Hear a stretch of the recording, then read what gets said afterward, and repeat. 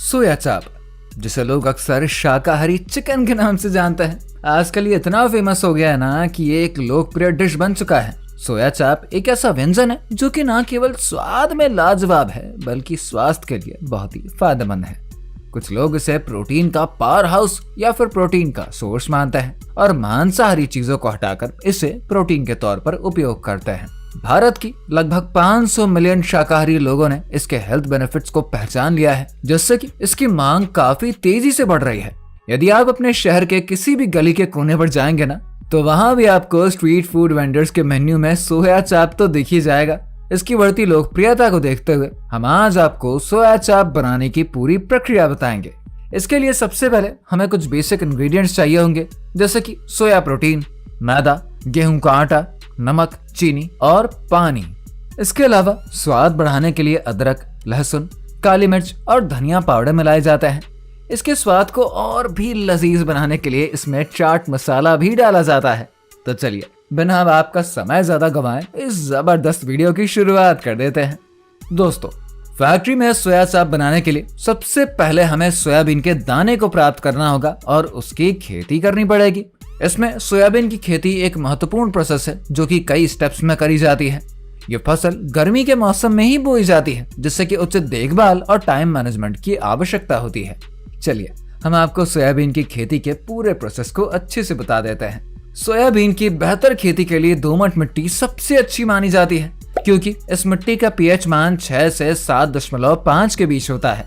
Soybean की अच्छी पैदावार के लिए भूमि की गहरी जुताई करनी होती है ताकि मिट्टी थोड़ी नरम हो जाए, और पानी निकालने के लिए उचित व्यवस्था भी करनी चाहिए। इसके बाद खेत को समतल किया जाता है ताकि उसमें अच्छी सी नमी बनी रहे। सोयाबीन की फसल में पोषक तत्वों की पूर्ति के लिए नाइट्रोजन, फास्फोरस और पोटाश का सही मात्रा में उपयोग किया जाता है। इसके लिए बुवाई के समय हमें 20 से 30 किलोग्राम नाइट्रोजन, 60 से 75 किलोग्राम फास्फोरस और 30 से 40 किलोग्राम का पोटाश प्रति हेक्टेयर खेतों में डालना चाहिए। साथ ही गोबर की खाद डालना भी आवश्यक होता है ताकि मिट्टी की उपजाऊ शक्ति बढ़ सके और हमें बढ़िया सोयाबीन प्राप्त हो सके। अब अगले स्टेप में सोयाबीन की खेती के लिए बीज का चयन किया जाता है। इसके लिए अच्छी क्वालिटी वाले बीज को चुनना चाहिए जो कि अधिक उत्पादन क्षमता वाले हों। बीजों को खेत में बोने से पहले लगभग 100 दानों को अंकुरित करके चेक कर लेना चाहिए कि बीज अच्छे हैं या फिर नहीं। उसके बाद ही सभी बीजों को फिर खेत में बोया जाता है। सोयाबीन की बुवाई का समय जून के अंत से लेकर जुलाई के मध्य तक का होता है। ये मानसून के आने के समय ही बोया जाता है। सोयाबीन की बुवाई लाइन से करी जाती है, जिसमें कि एक लाइन से दूसरी लाइन की दूरी लगभग 30 से 45 सेंटीमीटर और पौधे से दूरी कहें तो वो होती है 4 से 5 सेंटीमीटर की। साथ ही बीज को 3 से 4 सेंटीमीटर की गहराई तक भी बोया जाता है। इसके लिए नई नई तकनीक वाली मशीनों का प्रयोग किया जाता है। जैसा कि आपको पता ही है, सोयाबीन की फसल को कम पानी की आवश्यकता होती है, लेकिन इसकी बुवाई के समय खेत में अच्छी खासी नमी होनी चाहिए। स्टार्टिंग में यदि वर्षा नहीं होती है तो सिंचाई की आवश्यकता हो सकती है, लेकिन अधिक सिंचाई नहीं करना चाहिए क्योंकि ज्यादा पानी से इसकी जड़ें बहुत ही जल्दी सड़ने लग जाती हैं। सोयाबीन के फूल आने और दाना बनने के समय ही अधिक सिंचाई की जरूरत पड़ती है। इसके अगले स्टेप में फसल की समय समय पर निराई गुड़ाई करी जाती है ताकि खरपतवार फसल को नुकसान ना पहुंचा सके। सोयाबीन की फसल में जब फूल आने लगते हैं तो उस समय कई प्रकार के कीट और रोग भी लग सकते हैं। इन रोगों और कीटों से बचाव के लिए फसल की नियमित रूप से देखभाल करना अत्यंत ही आवश्यक है। यदि फसल में कीड़े या रोग लग जाते हैं ना, तो ठीक दवाओं का सही मात्रा में छिड़काव करना चाहिए, जिससे कि फसल स्वस्थ रह सके।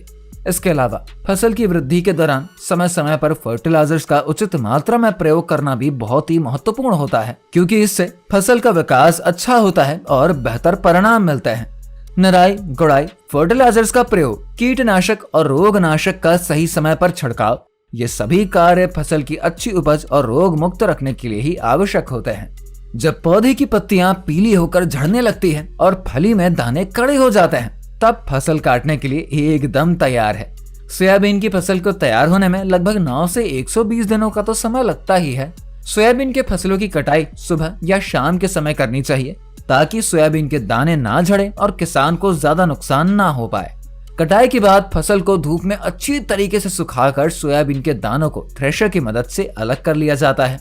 कटाई के बाद सोयाबीन के दानों को अच्छी तरीके से सुखाया जाता है ताकि उनमें नमी की कमी ना हो पाए। इसके बाद दानों को सुरक्षित स्थान पर स्टोर कर लेना चाहिए, जिससे कि उन पर किसी भी प्रकार की फफूंदी या कीड़े ना लग सके। अगले स्टेप में फैक्ट्री में वर्कर्स टीम बनाकर श्रेष्ठ क्वालिटी वाले प्रोटीन युक्त सोयाबीन के दानों का चयन करते हैं। भारत में कई प्रकार की सोयाबीन की किस्में उपलब्ध हैं, लेकिन हम यहाँ पर केवल उन्हीं सोयाबीन का उपयोग करते हैं जो कि विशेष रूप से चाप या सोया चाप बनाने के लिए सबसे उपयुक्त होते हैं। जहाँ कहीं भी उन्हें अच्छे दामों पर क्वालिटी वाले सोयाबीन के दाने मिल जाते हैं, वो वहां से खरीद कर ट्रक में लोड करके फैक्ट्री तक ले आते हैं। फैक्ट्री पहुंचने पर सोयाबीन के दानों को आटा बनाने के लिए उनकी बोरियों को खोलकर एक विशेष फिल्टर मशीन में डाल देते हैं। ये मशीन फिर धीरे धीरे खराब दानों को छांटकर अलग करती जाती है और जो अच्छे दाने होते हैं उनको अलग कर लेती है। इसके बाद सोयाबीन के दानों को बहुत अच्छे से साफ किया जाता है ताकि कोई भी खराब या कम क्वालिटी वाला दाना उसमें ना रह पाए। दाने साफ होने के बाद इन्हें एक बड़ी ग्राइंडर मशीन में डालकर बारीक आटा तैयार कर लिया जाता है। इस प्रक्रिया के बाद सोयाबीन का आटा बनकर अब तैयार हो चुका है। अब इस आटे को एक विशेष वाइब्रेटिंग छलनी की सहायता से अच्छे से छान लिया जाएगा और फिर इसको एक बड़े से कंटेनर में पलट देते हैं। ये मशीन 10 मिनट में 40 किलोग्राम आटा छानने की क्षमता रखती है, जिससे कि ये प्रक्रिया काफी तेज और कुशल होती है। इसके बाद बारी आती है सभी आवश्यक सामग्रियों को मिलाने की। इसमें सोयाबीन का आटा, मैदा, गेहूं का आटा, चीनी, नमक, तेल और पानी शामिल होता है। इन सभी सामग्रियों को सही संतुलन में मिलाने के लिए वर्कर्स इसे एक बड़े मिक्सचर में डाल देते हैं और उसमें निर्धारित माप के अनुसार पानी मिला दिया जाता है। देखते ही देखते मशीन सभी सामग्रियों को अच्छे तरीके से मिक्स करके कुछ ही मिनटों में आटा गूंथ कर उसका पेस्ट भी तैयार कर लेती है। आटा गूंथने के बाद उसे कुछ समय के लिए छोड़ दिया जाता है ताकि वो अच्छे से सेट हो सके।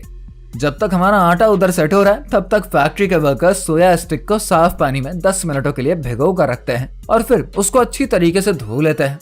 आटे को कंटेनर से निकालकर एक बड़े टेबल पर लाया जाता है, जहाँ पर कि फैक्ट्री के वर्कर्स आटे को छोटे छोटे हिस्सों में बांट देते हैं।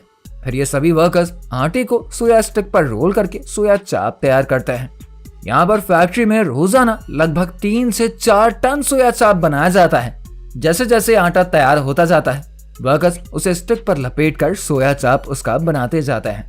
जब 3 से 4 ट्रे भर कर सोया चाप रोल तैयार हो जाता है ना, तब उनको भाप में पकाने के लिए एक बॉयलर मशीन में डाल दिया जाता है।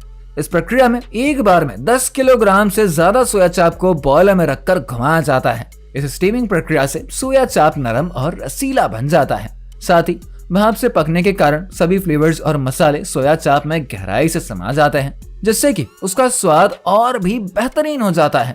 ये एक महत्वपूर्ण प्रोसेस है जो कि सोया चाप को और भी स्वादिष्ट बना देती है। इस पूरे प्रोसेस से सोया चाप न केवल पोषक तत्वों से भरपूर होता है, बल्कि उसका टेक्सचर भी बहुत ही लुभावना बन जाता है, जिससे कि वो खाने में और भी मजेदार लगते हैं। जब सोया चाप अच्छी तरीके से स्टीम्ड हो जाती है ना, तब उसको ठंडा करने के प्रोसेस को शुरू कर देते हैं। इसके लिए वर्कर सबसे पहले सोया चाप को बॉयलर से निकालकर एक कन्वेयर बेल्ट पर डाल देते हैं। इसके बाद धीरे धीरे सभी सोया चाप को ठंडे पानी से भरे हुए एक कंटेनर में डाल दिया जाता है। ऊपर से और भी ठंडा पानी डालकर सुनिश्चित किया जाता है कि सोया चाप पूरी तरीके से ठंडा हो जाए।